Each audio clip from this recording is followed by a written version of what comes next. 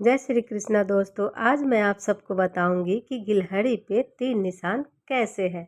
तो चलिए शुरू करते हैं। ये उन दिनों की बात है जब प्रभु श्री रामचंद्र जी माता सीता को छुड़ाने के लिए लंका में प्रवेश करने वाले थे।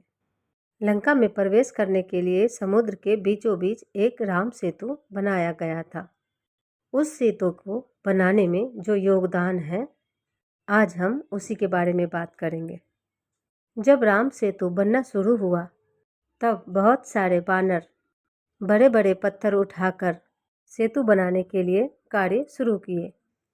उन बड़े बड़े पत्थरों के बीच में गैप यानी खाली जगह हो गया था और बंदर एक तरफ से उसी सेतु पे पत्थर डालते हुए आगे बढ़ रहे थे। फिर गैप की वजह से बंदरों को पैर रखने में दिक्कत हो रही थी और ये सारा सब कुछ एक गिलहरी एक पेड़ पे बैठी हुई देख रही थी।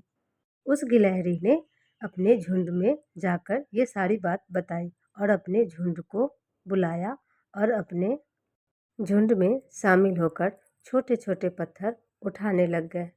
उन पत्थरों को उन गैप के बीच में डालने लग गए। तभी एक बंदर ने उनको देखा और उन बंदरों ने 2-4 बंदरों ने मिलके आपस में बात की और उनके हंसी उड़ाने लग गए और कहने लग गए कि तुम्हारे इन छोटे पत्थरों से क्या होगा।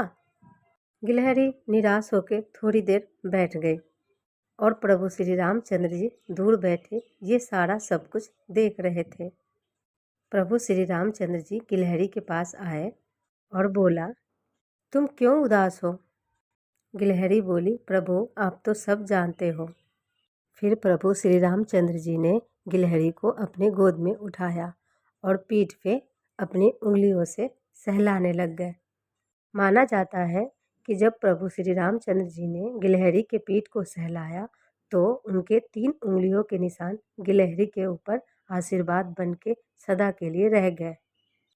और पुचकारते हुए प्रभु श्री रामचंद्र जी ने गिलहरी से बताया कि इन पत्थरों के बीच में ये तुम्हारा छोटा छोटा पत्थर बहुत बड़ा योगदान है, क्योंकि इनके बिना सारे पत्थर एकजुट नहीं हो पाएंगे। और इस तरह से प्रभु श्री रामचंद्र जी ने गिलहरी के चेहरे पे मुस्कान लाए और गिलहरी खुशी खुशी अपने झुंड के साथ वापस चली गई। और तब से प्रभु श्री रामचंद्र जी को गिलहरी भी बहुत पसंद है। इस कहानी से हमें यही सीख मिलती है कि किसी को हमें छोटे बड़े का तुलना नहीं करना चाहिए। हर एक छोटे काम को हम उतनी ही इज्जत दें जितने कि बड़े काम को।